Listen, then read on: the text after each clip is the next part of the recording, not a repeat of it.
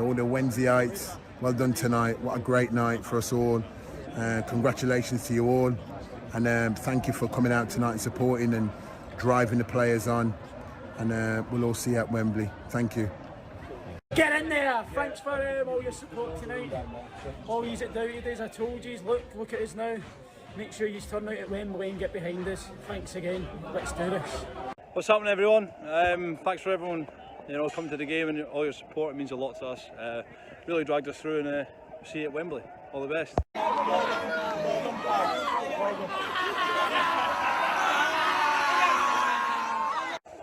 Guys, what a match. Thanks for your support. Can't believe we turned it around, but we did. And we'll see you at Wembley. Come on, you Owls!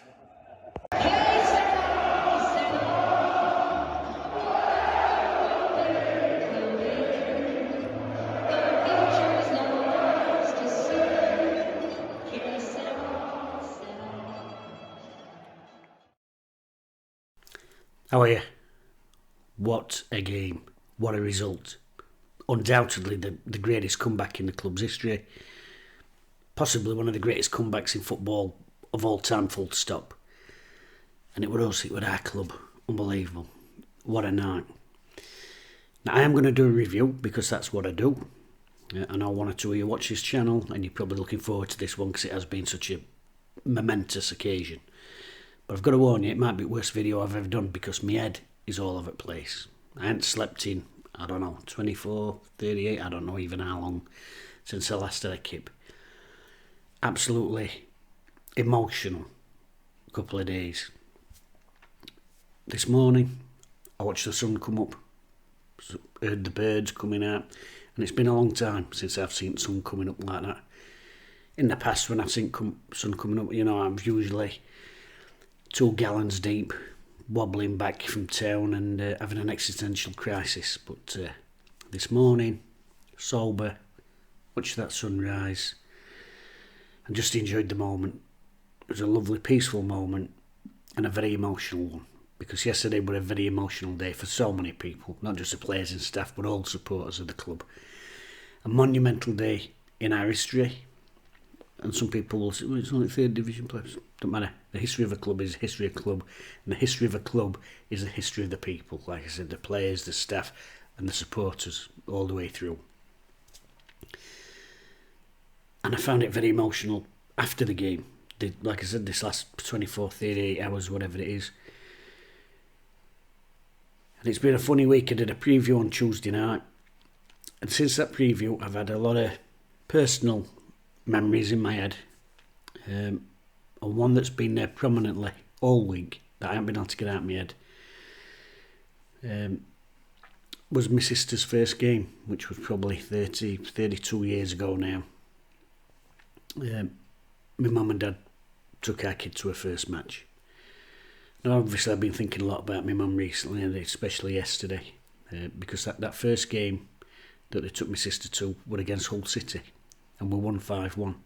And all week, I've been thinking about my mum, and I thought all week we're going to do Peterborough 5-1. Got it in my head.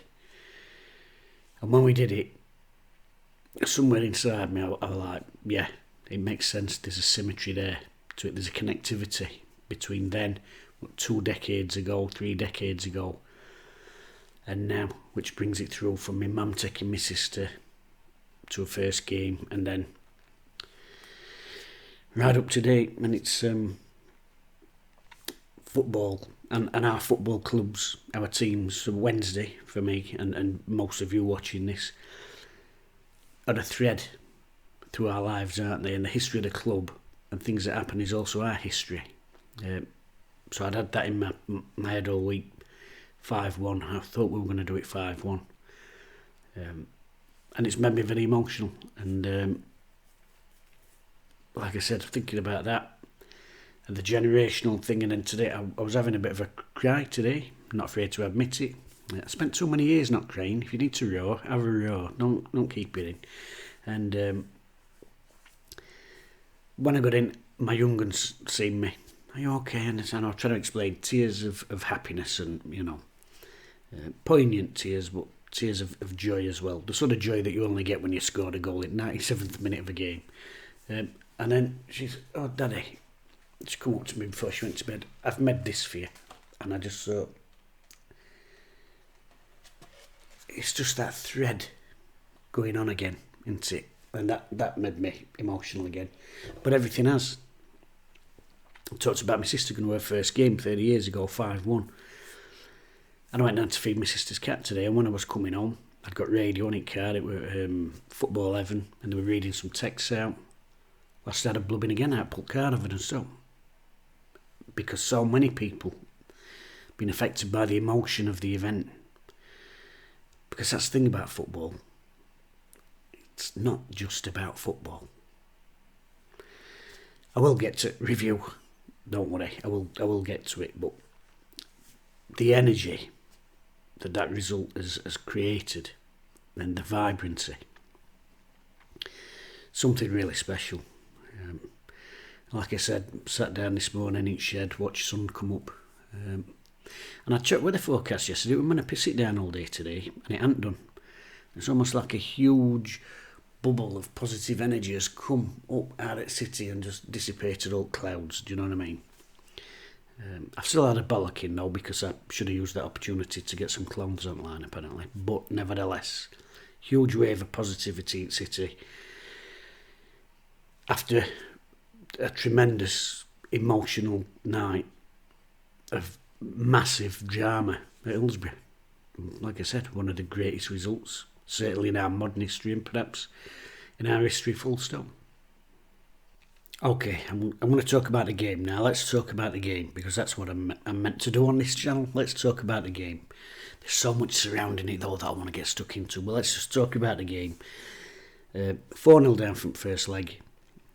Herculean task required by Wednesday to get a result. But I believed we could do it. I believe we could do it, and I think a lot of people did. And it wasn't, personally, in my case, it wasn't just that, well, maybe we, like I said, I'd had that thought all week. I was thinking about that when my sister got her first game and my mum, and I just thought it's going to be 5-1. It's going to be 5-1, and I just, you know, you get that feeling inside you, like a message. But it's okay me having these beliefs and these feelings and sensations, but you're still reliant on players in park going out and getting a result. You know, you can't give those feelings and sensations and belief to them. They've got to have their own belief that they can do it. And they went out yesterday, and was it yesterday or the day before? I've honestly lost track of time. But they went out, but we'll call it yesterday for argument's sake. But they went out and they showed that belief, that same belief that I felt inside, that they could do it. And it was a tremendous performance, that they've absolutely ran themselves into ground. And it was fully deserved in the end. The game. Let's have a quick look at the teams, because there was a few surprises in there. So the Wednesday lineup then, out went Flint and Volks, in came James and Gregory. Dawson in goal, back three, Iofa, Ehekwe and James. Midfield 5, Patterson, Palmer, Bannon and Johnson, with Windass sort of in that 5, but also getting up there and supporting Smith and Gregory up front. Now obviously the talking point there is, will Volks dropped out? There was a rumour going around earlier in the day that he weren't going to be starting. Is he injured? What's crack? What's the situation? Obviously we're on the bench, and it's a tactical decision that Darren Moore has made to put Liam Palmer into midfield. And there's been a lot of question about Moore's tactics this season, and I've asked questions as well. There's been some things I haven't particularly agreed with or liked. But he's put Liam Palmer in there yesterday, and it probably raised one or two eyebrows. And I've got to say, I think it was an absolute masterstroke. Absolute masterstroke. He's played it season. He's just had his best ever season for the club. But more than that, and this is where you can't just keep it to football in the game, he's a Wednesday fan. He's been at that club since he was, what, 12-year-old? 20-odd years, 27 years, maybe something like that. All in.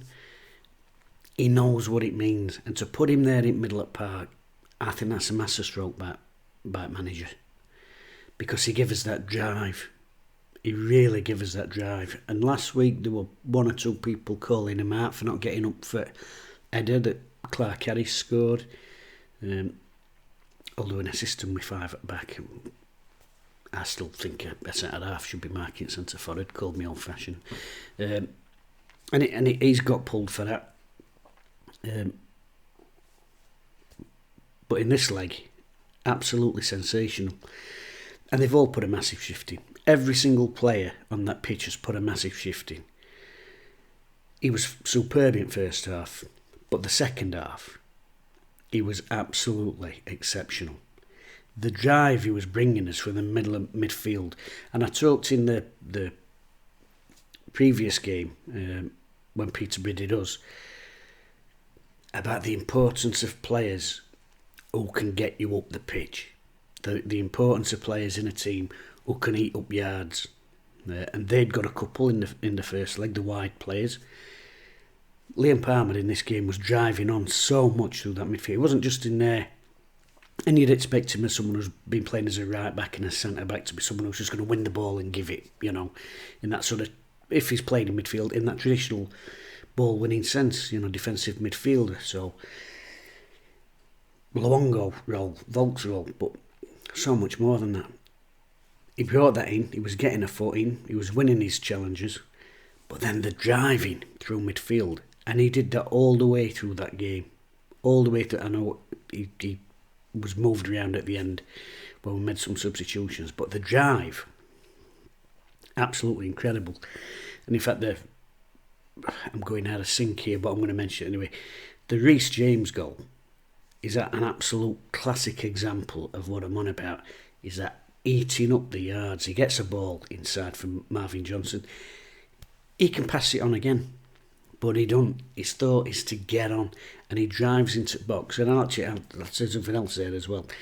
When he drives on, when he makes that pass that ends up with James after Gregory's fantastic dummy, and I don't think he's got enough credit for this. I think maybe with the euphoria, people haven't been actually studying what the game itself, but they've more been enjoying the event. It gives him that, and it was a trick Ronaldinho used to do all the time for Barcelona, which is that reverse eyes pass. Looking over there, pass it that way. And that's what he did. Looked over there, little ball in, fantastic. Gregory, brilliant dummy. That intelligence and experience. And Reece James, big first touch he took on that actually. I wasn't sure it weren't going to get away from him. And then that lovely little flick through goalkeeper's legs. From right back there, it reminded me of one of them sort of goals that Messi had scored in a clustered 6-yard. But yes, I am likening him to Messi. I don't care what you say. Just the way he did it, he just ghosted in that little touch over the yard and then just threw like fantastic. Anyway, I've described that goal completely out of sync, but the reason I wanted to talk about it out of sync is because of the impact Liam Palmer made in that midfield. He gave us such energy, and this is what we were saying in the preview before the game. We'd got to come out and start with massive energy in this match. In fact, I think I mentioned, fast, furious and frenetic. That's what we had to do, and we did that. And one of the reasons we did that is because we got probably the fittest player in club right there in engine room in Middle Park. Masterstroke, really. The other changes, well, I'm really pleased because it was 2 changes that I really wanted to see that I mentioned in my preview on Tuesday.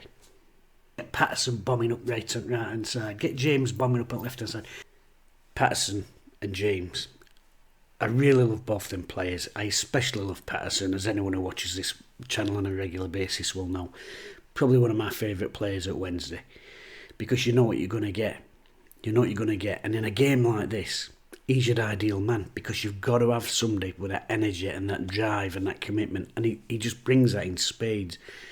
But yesterday, not only did he have that drive and give us that impetus going forward. And as I said, coming in box. That's one of the things we talked about in preview is if we can get crosses coming in, you want wide men like James and like Patterson getting into the box. I couldn't be more pleased, me. because that's exactly what I wanted to see. And those two, James and Patterson, they both scored goals, haven't they? And that's what I was saying in that preview. I want to see them players getting forward and went balls down to the wing. I want to see them coming in and making that extra man. So I think Darren Morgan is line up absolutely spot on. I think it was a brilliant thing putting Palmer in midfield. Patterson, I wanted to see it right back. I wanted to see James over there, and he's done it. I couldn't have been more pleased with that lineup when I saw it. The only concern I did have when we looked at the team was that attacking options from the bench, because we knew it was probably going to go all the way. I think Smith's 29 30, is he? Manning be 31. Gregory's 36, and at 90 minutes, at the tempo we knew we were going to have to play, is a huge ask, especially the older you get. And those two put in a tremendous hard-working display. And like I said, that was my only concern. What attacking talent have we got on the bench to bring on if they're tiring? But the starting 11, certainly, I think they were the best team. I couldn't fault that lineup. This is all completely out of sync. I did warn you this might happen and it wouldn't follow the usual. This was the first minute to the 10th minute, anyway. Peterborough, their line-up, they made no changes, which I was a little bit surprised about. But Harris in goal, back four, Ward, Kent, Edwards and Burrows. Midfield, Cipriano, Norman. Attacking midfield 3, Poku, Taylor and Mason Clark. And top scorer, Johnson, Clark, Harris up top. Now, Darren Ferguson said that he was going to come into attack and win the game. As I said to my mate, that's a load of bollocks. We know he's not going to do that. Why would you? You've got a 4-0 lead and you've got rapid players who you can play on the counter, and playing on the counter against a team who desperately need a goal.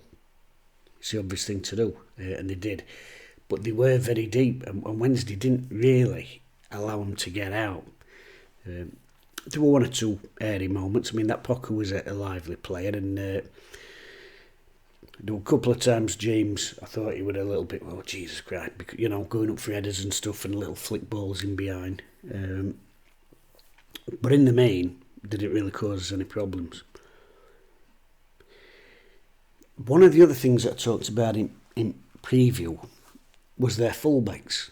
Now, apparently both of their fullbacks started out as midfielders or wingers, and I thought that was something that we could really use to our advantage. Their fullbacks had nothing to do in that last game, nothing to do. That Ward and other lad, Burrows, just pushing on at will. Give them something to think about. Let them do some defending.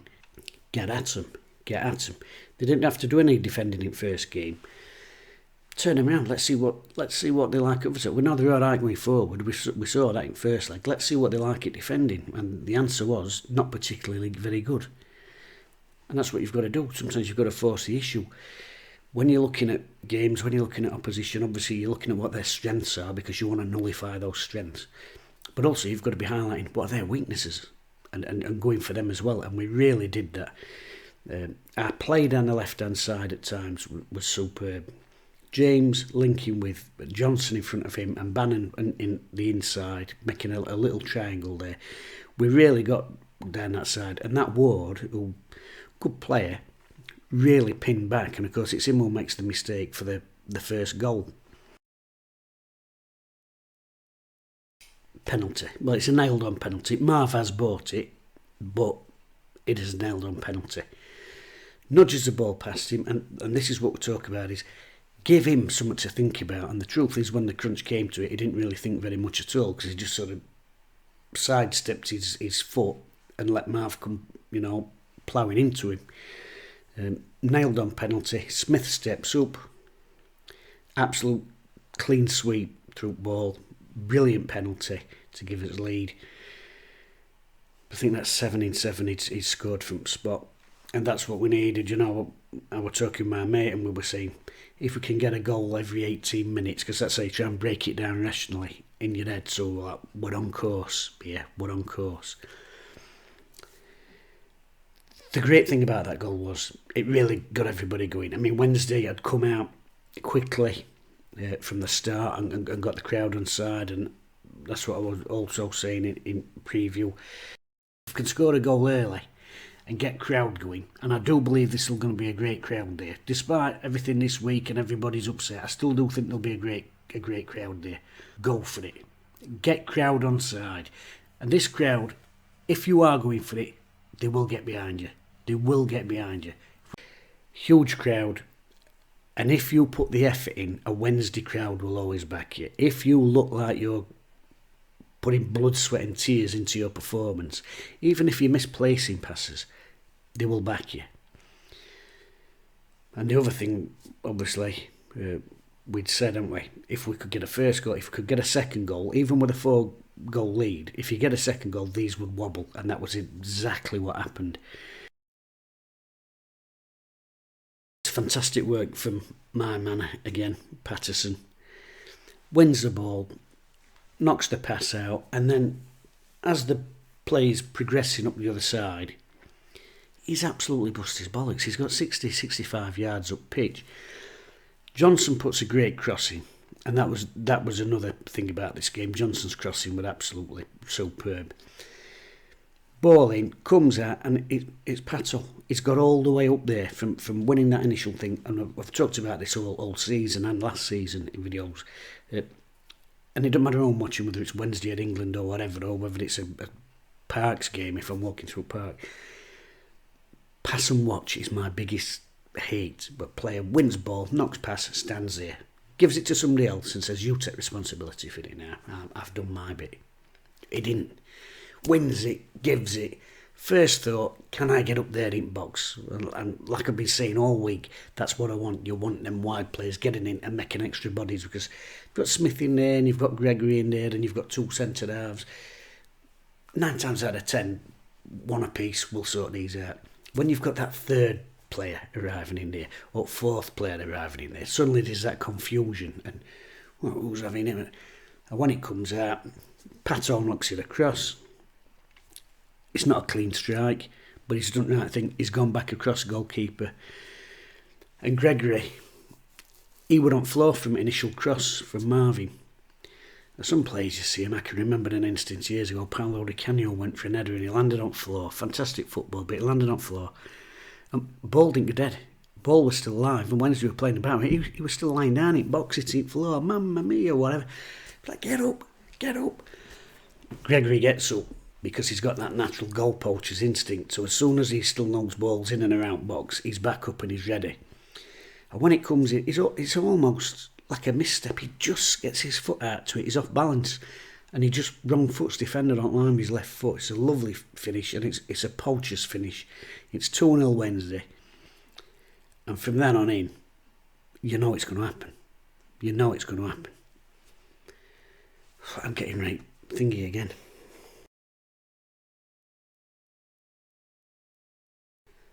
Clark Harris up front for them. Always a threat, obviously. Top scorer in division. 29 goals he's got. And again, Moore's made a big decision. And he's put Hekwe into the middle to mark him. And he got caught out a couple of times playing left centre half last week by their wide lad. But in middle, with that man marking job, he has an absolutely superb game. I can't remember Clark Harris winning an header in that game. Probably did, but in my memory bank tonight, I can't remember him winning an header. And he were on top of him. Getting a foot in, winning headers, aerial battle, shoulder to shoulder. He was winning all that. And a couple of times as well, he stepped in. And that's a brave move, that, because if you get that wrong, they're away, aren't they? If you try and step in and you miss ball or you miscontrol it, they're away. A lot of defenders will sit a yard off and like let him have it to feet and then go and squeeze. But he didn't. Stepping in, quick, sharp, and it's brave, but I like it. Proper, aggressive defending. Crosses. I wanted to see lots of crosses into the box, and we did get that. The worry I've had with Wednesday all season, not just particularly this game, is I do worry about our lack of pace, and we've said that time or two. And there's not always that flow in the last third of the pitch. There's not always that flow and connectivity up there. But because Wednesday were getting so many extra men in the box, and this is what I talk about, making the opposition make mistakes and getting confused in there, because we committed so many men to the attack, sometimes when we did have a loose pass or we tried a little 1-2 and it didn't come off, there was usually an extra body in there where we make it harder and harder for them to get the ball out. They like to play out from the back. We were making it harder and harder for them to do that, and so they were going long. Now, with their two pacey wingers, you think going long might suit them, but there's a difference between receiving the ball, having a little touch, getting your head up and, oh, he's there on his bike, and arrowing one out. There's a difference between playing a long pass like that and playing a long pass where the ball comes in, it hits your shin, you're looking down to try and get it under control, and there's three men swarming around you, and you just have to blast it through the gap as far as you can, not really looking. There's a difference between a long ball and a long ball. Great pressure from Wednesday. Frenetic. I've already talked about the third goal because I couldn't help myself. Little ball in from Marv. Palmer drives through. As I said, gives it Ronaldinho eyes, puts ball to the way. Fantastic centre forward play from Gregory. Opens his legs, lets it go through, and James has carried on his run, and that's that thing that we're talking about before. I don't like it when I see people make a pass and then they stand and admire it, because he's made a pass at the very start and then got on his bike. So Marv's got it then inside to Palmer, and James is still going. And that's what you've got to do. You've got to commit.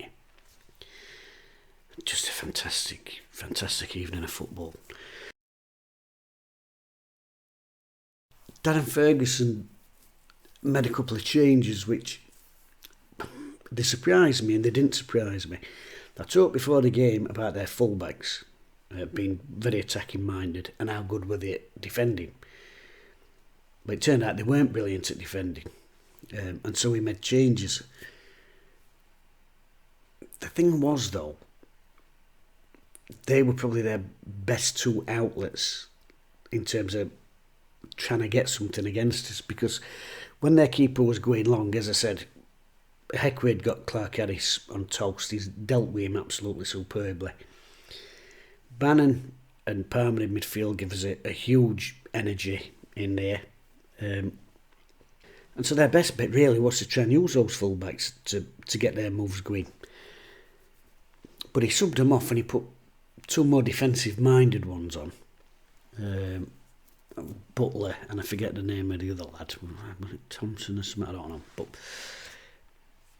if you replace an attack-minded fullback for a defensive-minded fullback, though, you're essentially admitting what you're going to do. You're essentially admitting, yeah, we're just going to try and defend this now. If it started with two defensive fullbacks, I could have sort of understood that. But to wait till Wednesday had scored 3 goals, and then put two defensive, essentially you're conceding the fact that you're shitting yourself. You know, it's 4-3 on aggregate, and you've just took off probably two of your best outlets and put two defensive-minded ones on. To me, that says to opposition, carte blanche, come and have a go at us. And Wednesday carried on doing that. And you did wonder if we'd run out of time. And Wednesday this season scored a lot of goals in the first 10-15 minutes. Late goals. I mean, for 5 or 6 years, late goals were our absolute nemesis because they were always in the back of our net, weren't they? And that goal of Palmer's, it's one of my favourite goals I've ever seen. And it's from 3 foot out. But there's so many little aspects of it that I love about this goal. The first thing is the composure. You're desperate for a result. You're chasing a 4-0 lead down. You're well into injury time. Whistle could go at any second. You've had an attack, it's broken down, and it comes to Bannon on edge of box. And bearing in mind all the things I've just said about the situation, the time, the clock, the occasion, the score, a lot of people there when that ball goes to Bannon just put that back over the top. And we've seen it a million times. Players do it, just get it in box. And keeper usually comes and just makes a claim, falls on it for half an hour, and composure. even with all those things pressing, clock ticking, seconds left, enough composure to put it out to Marvin Johnson because he's got a better angle to get ball in. And then Marv. Anyone who watches this channel regular will know I'm always on about variation of crosses all the time. And one of the things that I don't like is when people put a cross in and they're trying to hit the man when the man's on the move, so it's always like slightly behind him or whatever. And a phrase I use a lot is put a flipper in. Just get a bit of weft on it, put a flipper in and give somebody something to attack. And as calm as Bannon is moving that ball out to Johnson, he's equally calm. It's a lovely little flip to backstick. Flint's come off bench.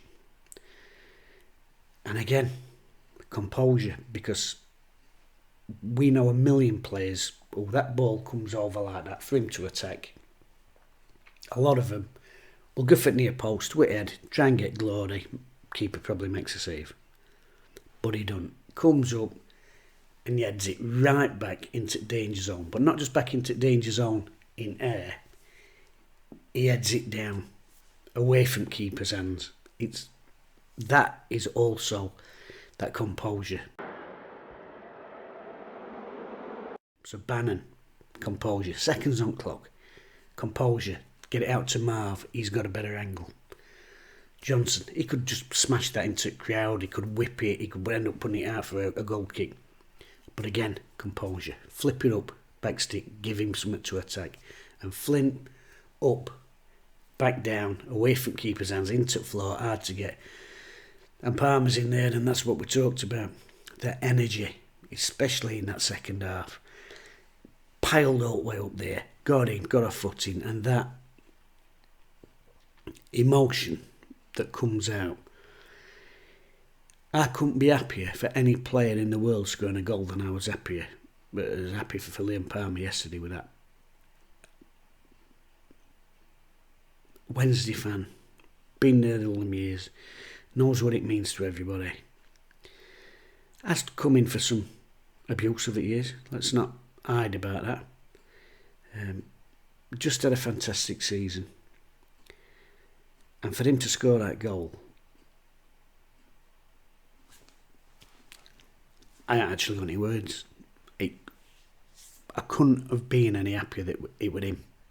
If you had to handpick a player that had the history of Wednesday since I've been watching, it would have been him who would have picked to score that goal. Absolutely sensational. Sensational stuff.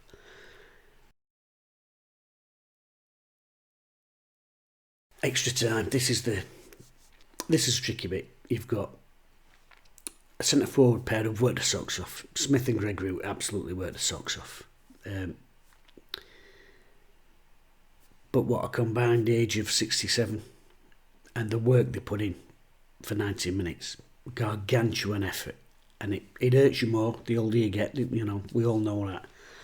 We all know that watching this channel, because I know my average age of my viewers is pushing 60. But it hurts you more the older you get. The shift them two put in was absolutely incredible.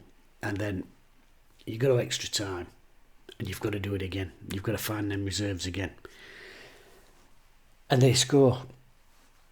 They score. And for you to put in that amount of effort to get where you have, and then for that to happen, and the ball coming off Gregory's shoulder as it gets headed as well, mentally that can crush people. Physically you're feeling it, then that happens, and mentally it can get you, and it don't get him. It don't get him. You're looking at the players on the park and they're a bit like, fuck, let's do it again. Not, oh, that's that, it's all been for now. They're straight back on it again. Brown comes on, and obviously he's not got the delivery that Marv's got. Marv is probably the best crosser at ball in this division, and he frustrates me at times. He's one of my most frustrating players, but there's no doubt about the quality he's got on ball, and he put some brilliant ones in yesterday. Jaden Brown comes on. We know what he's got. He's got pace. He's super fit. Probably not got the delivery Marv's got, but Again, when Patterson scores his goal, Brown drives on, gets into the box, calm, and that's the thing that's impressed me probably most about this Wednesday performance.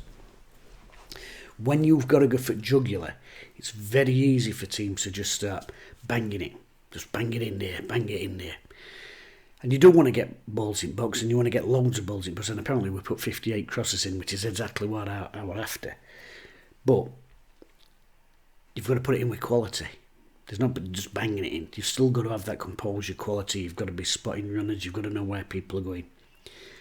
And Jaden Brown just plays a lovely ball across into Patterson's path. They've all backed off. They're expecting a whipper. And he just side foots one across. Initial shot gets blocked. And I've seen it described today. I want a clip off a radio thing. Someone described it as a tall punt, Patterson's finish. And it's a bit disingenuous when you see the close-up replay of that goal, but you could see it at the time. I don't see that as a toe punt. To me, a toe punt's one of them right through it. That's a little flick with outside. You know where little toe is on that little flat of your foot there. That's just one of them through it. It's absolutely fantastic finish. And again, it's that composure level. That's the thing that's really impressed me most about this Wednesday performance. It's easy to be composed if you're just passing the ball about in slow motion and you've got an opposition who aren't making tackles and whatever you like. When we played Forest Green at home, for example, it's easy to be composed then. When you're chasing down a score and you've got to get goals and you've got to get forward and you've got to attack and you've got to catch them off guard by doing it quickly, it's easy to lose that composure, and they all had it all night. And every one of the goals is a level of composure in there and thought. And I'm delighted for Patterson and all, because as you all know, on this channel, Patterson's an absolute hero. And I've said it time and again. He'd be in my team every single week. I couldn't have been... Him and Palmer, I couldn't have been happier for two players to score them goals and them two. Absolutely brilliant. And what a cool celebration. He slid off on knees and then that little point, like, yeah, I do this all the time. Absolutely fantastic. 5-1. That 5-1 that I'd had in my head and that all last week I'd had in my heart, and I knew it's going to be 5-1. Just like when my mum and dad took our kid to that first game, it's going to be 5-1 tonight. And I knew it. And when that went in, brilliant. Absolutely brilliant. So then, penalties.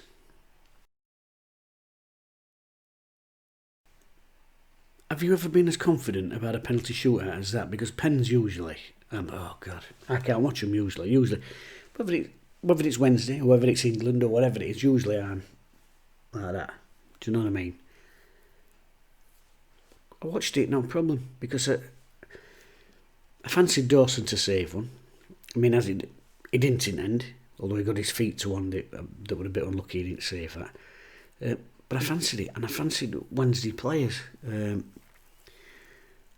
one of their lads stepped up and missed, Butler, and I fancied him to miss because he looked to me, and again, anyone who watches this regularly will know about my theory with left-footed right-handers on set pieces. And that little arm, it don't go all the way up, does it, for balance? It's somewhere out here and don't off bar. And Wednesday's penalties, cool as you like. Great penalty from Smith, Bannon, Windass, Volks. They're all terrific strikes. And then it comes to the last one. And it's Jack Hunt. Now I was talking to my mate about Jack Hunt before the game, and I said, he's hardly kicked a ball in anger really this season.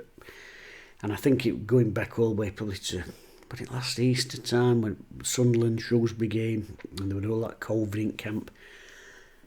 And I said, I've not really seen much of him since. I don't think he's been same player since. And he's come on bench, probably put one cross in, which I think that Norris saved. And I'm like, he stepped up, and with chewing gum, put ball down, keeper's trying to put him off, and I just suddenly thought, I've never seen a bloke as relaxed about taking a penalty. And we've all seen hundreds of shootouts over the years.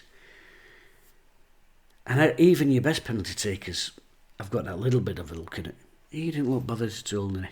Just stood there with chuddy. Keeper didn't bother him. Binked it in. And you know what? That will be...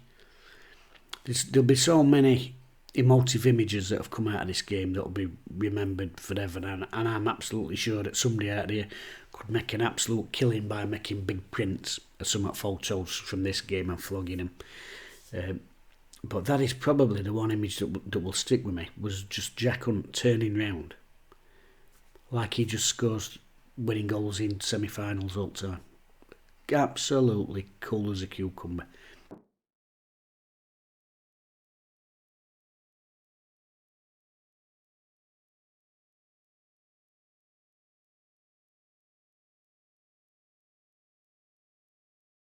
And of course then, that's it, innit? It's absolute scenes. Everybody's on pitch. Players are mobbed. I can't remember which played it. Well, one player's running towards Jack Hunt and he ends up just cuddling near his fan instead. And that when you see that togetherness like that's what the club is. Fans and players and staff and everything.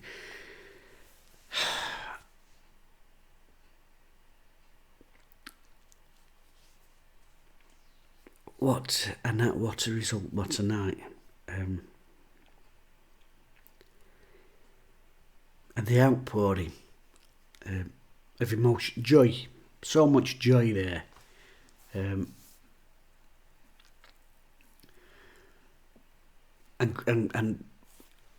like I said, people crying, men crying, kids crying, old fellas crying. Like I said, I listened to Radio Sheffield tonight and I was started blubbing driving back from our kids because it means so much to people, and it's not just the result that means so much. It's what the result represents. Good times watching your football club, a football club that you share with your mates, with your sons and your daughters, and your mum and your dad and your granddad and your mates, and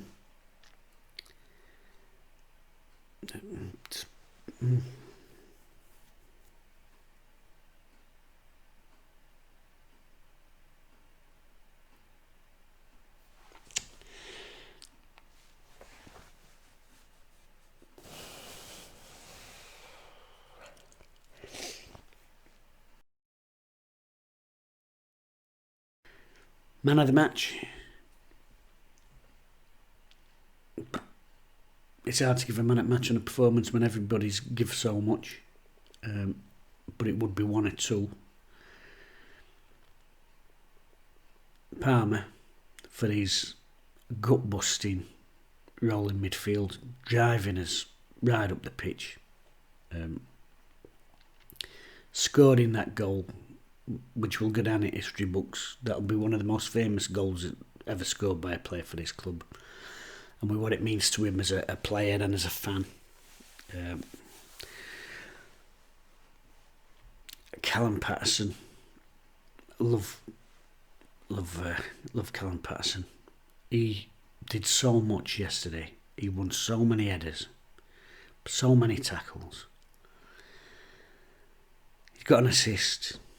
He's got a goal. His energy levels, his commitment levels. He's back at set pieces defending. He puts his body on line. God, there was a bit. He'd gone down.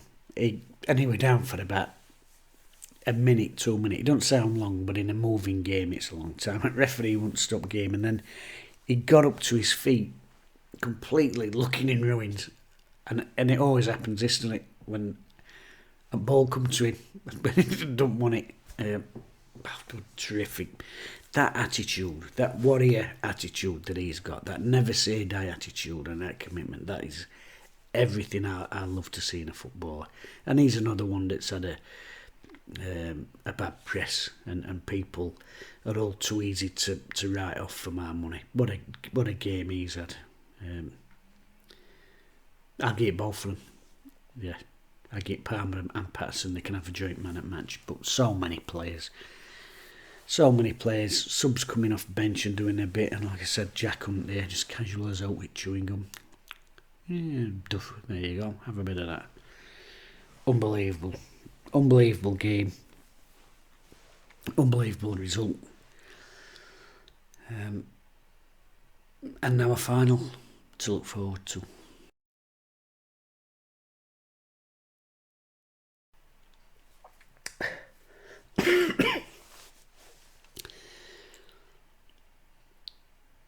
Darren Moore. I've watched that highlights back today about 1 million times. And Darren Moore at final whistle. That's just a wonderful moment.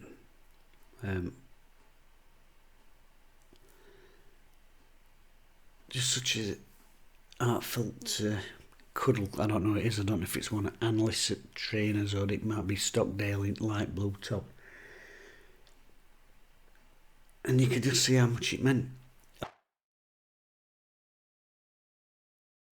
a job he's done this week to motivate them players.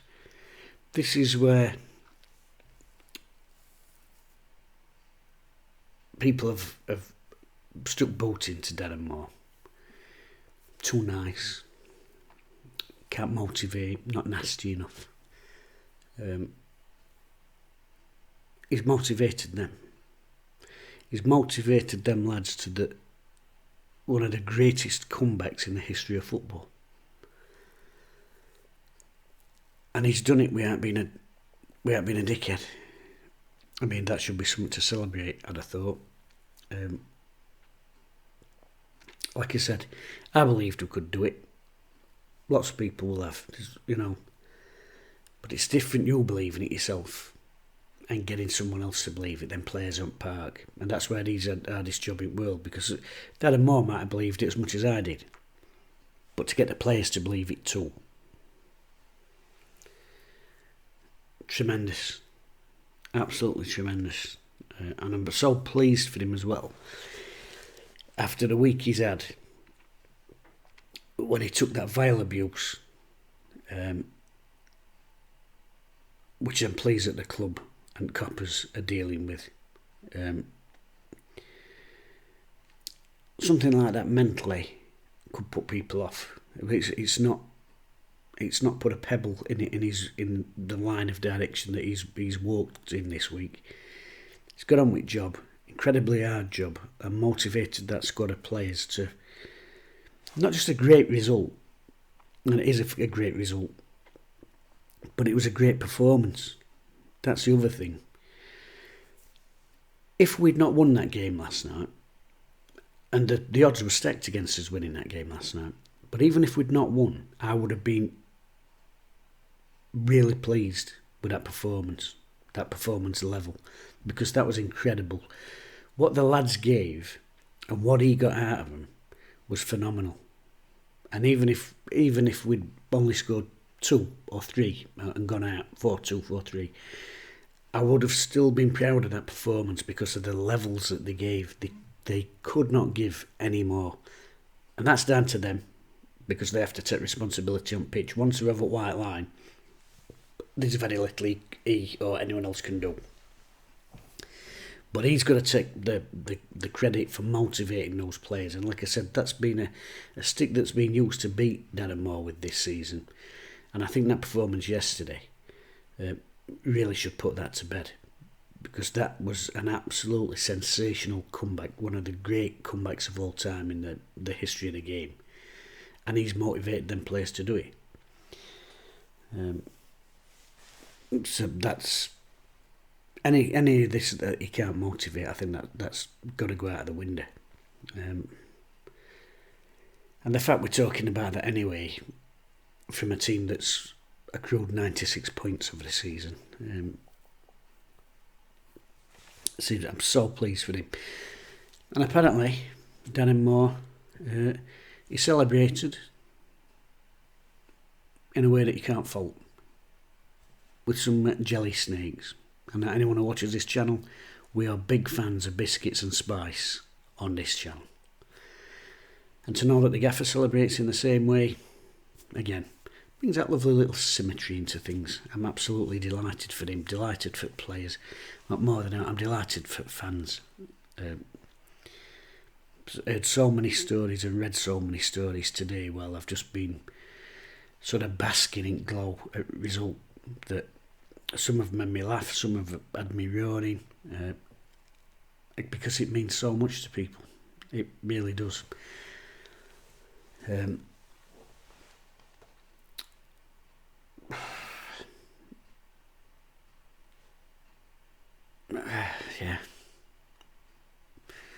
There's that symmetry through decades.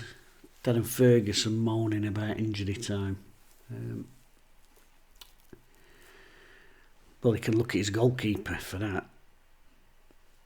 I mean, look at his midfield player for that, who was down for like 4 minutes in the second half by himself. And I did see a funny meme today that somebody said, well, the sins of the father, because of course any Wednesday fan in the world remembers Fergie time at Old Trafford with that 3-2 that year. And we had a bit of Fergie time yesterday, but it just went wrong way for him. I don't really know what I'm on about actually anymore. Like I said, my head's been all over the place. Just a fantastic night, fantastic result, magnificent performance, huge drama, and we've done it. Them lads have done it, and Darren Moore's done it. And like I said, I don't want to put a dampener on it, but we've got to go to Wembley now and do it again. And I think they will. I really think they will. Because what they don't want this to be talked about in years to come as it was the greatest ever comeback that year that Wednesday got 96 points and didn't go up. But what a great night they had in that semi-final. They don't want it that. This story now needs rounding off with a proper ending. And the proper ending is to remember that night when Wednesday came back from the dead and then went up. That's the ending this story needs. So, one more game, and they've all got to do it again. And I think they can do it again.